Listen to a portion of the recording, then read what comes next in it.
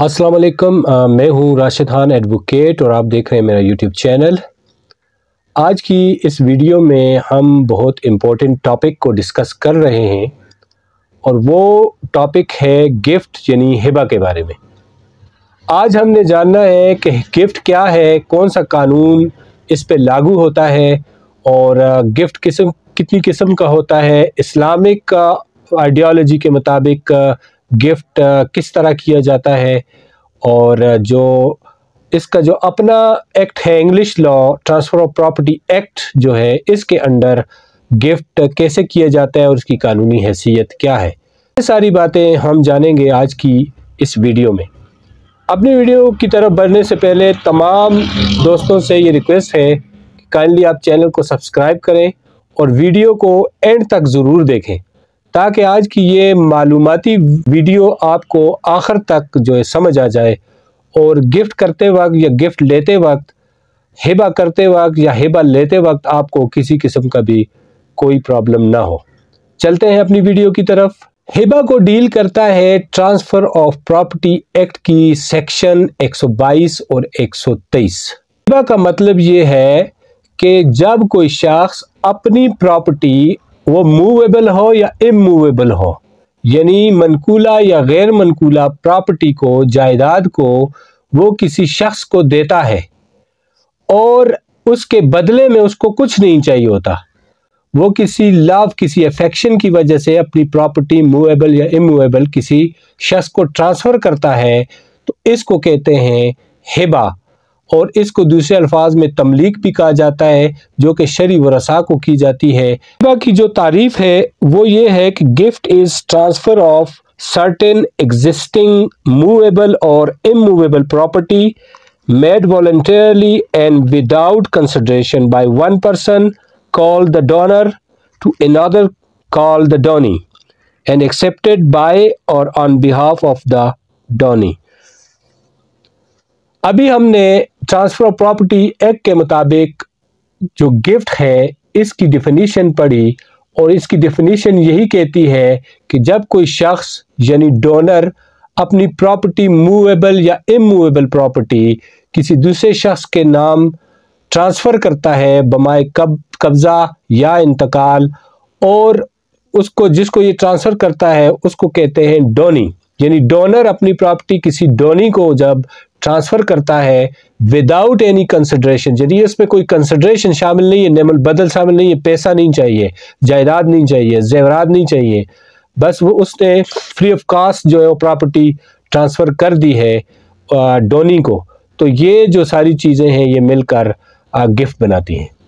आज जो है वो ये है कि एक वैलिड गिफ्ट के लिए क्या क्या चीज़ें ज़रूरी हैं। ट्रांसफ़र ऑफ प्रॉपर्टी एक्ट के मुताबिक गिफ्ट के लिए सबसे पहली चीज़ जो है वो है ऑफ़र।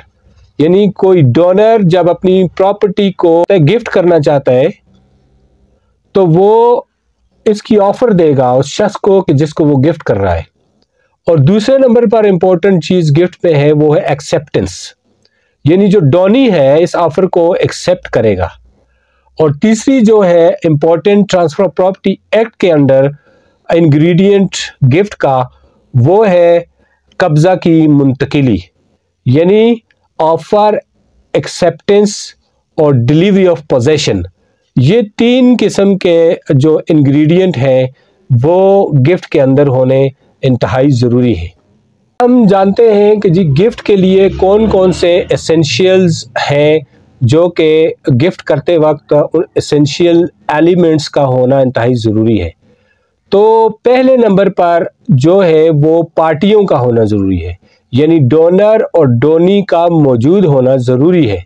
और दूसरी इम्पॉर्टेंट बात इसमें सब्जेक्ट मैटर का होना ज़रूरी है, यानी सब्जेक्ट मैटर वो प्रॉपर्टी मूवेबल या इमूवेबल प्रॉपर्टी है वो एग्जिस्ट करे, वो मौजूद हो, तो उसको भी गिफ्ट किया जा सकता है। गिफ्ट के हवाले से तीसरा इम्पोर्टेंट जो पॉइंट है वो है एग्जिस्टेंस ऑफ पार्टीज, यानी दोनों पार्टियों का गिफ्ट करते वक्त मौजूद होना इंतहाई ज़रूरी है, यानी डोनर और डोनी दोनों मौजूद होंगे तो ये वैलिड गिफ्ट कहलाएंगे। चौथा इम्पोर्टेंट पॉइंट ये है कि जो गिफ्ट है वो विदाउट एनी कंसिडरेशन हो, यानी आप जब कोई प्रॉपर्टी अपनी मुंतकिल करते हैं थ्रू गिफ्ट डीड तो उसके लिए उसमें ये चीज़ शामिल ना हो कि इसके बदले में भी मुझे कुछ चाहिए। पांचवी इम्पोर्टेंट पॉइंट जो है गिफ्ट के हवाले से वो ये है कि वो वॉलंटियरली हो, यानी आज़ादाना हो। जो डोनर है उस पर किसी किस्म का दबाव नहीं हो, प्रेशर नहीं हो, कॉर्जन नहीं हो, किसी किस्म की भी अनड्यू इन्फ्लुएंस उस पर ना हो, यानी वो अपनी विल से, अपनी ख्वाहिश के मुताबिक वो गिफ्ट कर रहा हो। और छठे नंबर पर जो है, जिसको गिफ्ट किया जाता है उसकी एक्सेप्टेंस होना ज़रूरी है, वो उसको कबूल करे। यानी डोनर जब डोनी को कोई चीज़, अपनी प्रॉपर्टी गिफ्ट करता है तो उसके लिए ज़रूरी है कि जो डोनी है, जिसको प्रॉपर्टी दी जाती है, वो उसको एक्सेप्ट करे, उसको कबूल करे। ट्रांसफ़र ऑफ प्रॉपर्टी एक्ट के अंडर जब कोई गिफ्ट होता है तो उसके लिए ये चीज़ ज़रूरी है कि जो गिफ्ट है वो एक तहरीरी शक्ल में हो, स्टैम्प पेपर पर हो, रजिस्टर्ड किया हुआ हो थ्रू रजिस्ट्रार। यानी ट्रांसफ़र ऑफ प्रॉपर्टी एक्ट के अंडर गिफ्ट डीड को रजिस्टर करना ज़रूरी है। जबकि कोई प्रॉपर्टी जो कि मूवेबल प्रॉपर्टी है, कोई कार है, कोई मोबाइल फ़ोन है, उसके लिए ट्रांसफ़र ऑफ प्रॉपर्टी ये कहता है कि इसका गिफ्ट करने के लिए रजिस्टर्ड डीड हो भी सकती है और नहीं भी हो सकती है। और अगर उसके लिए रजिस्टर्ड डीड नहीं है, यानी उसके लिए कोई उनके दरमियान कोई तहरीरी चीज़ नहीं है, तो फिर जो गिफ्ट की जो चीज़ है, जो प्रॉपर्टी है, उसको, उसकी जो पोजेशन है वो डोनी को देना ज़रूरी है। यहाँ पे एक बड़ा इंपॉर्टेंट पॉइंट हम समझते हैं कि गिफ्ट के हवाले से ये है कि एक दफ़ा गिफ्ट हो गया और वो लीगलाइज हो गया तो उसको रिवोक नहीं किया जा सकता। बाद में जो डोनर है वो पछता जाए और वो कहे कि जी मैं अब अपना जो गिफ्ट प्रॉपर्टी है उसको वापस करना चाहता हूँ, तो ये इसको रिवोक नहीं कर सकता, वापस नहीं कर सकता। अलबत्ता बाप के लिए ये है कि अगर उसने अपनी किसी औलाद को किया हुआ है तमलीक, हिबा, तो फिर वो उसके पास ये राइट है ट्रांसफ़र ऑफ प्रॉपर्टी एक्ट के अंडर कि वो उसको रिवोक करे।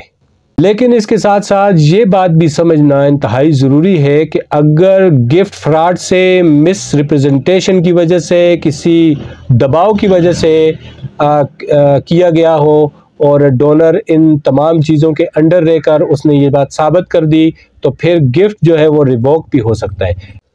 अभी तक हमने जितनी भी बात की, ये ट्रांसफ़र ऑफ प्रॉपर्टी एक्ट जो है उसके अंडर जो कानून बना है सेक्शन 122, 123, उसके हवाले से हमने बात की है।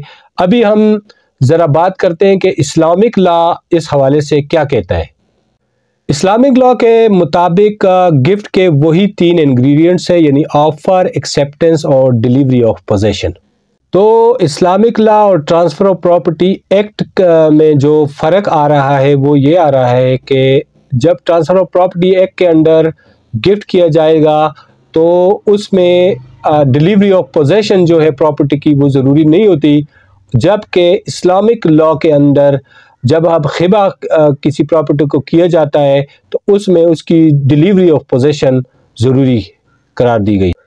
दूसरा अहम फ़र्क जो टीपीए यानी ट्रांसफ़र ऑफ प्रॉपर्टी एक्ट और इस्लामिक लॉ के अंडर वो ये है कि टीपीए के अंडर हिबा जो है वो तहरीरी शक्ल में होना चाहिए, जबकि इस्लामिक लॉ में ये बात ज़रूरी नहीं है कि इसको तहरीरी ही होना चाहिए।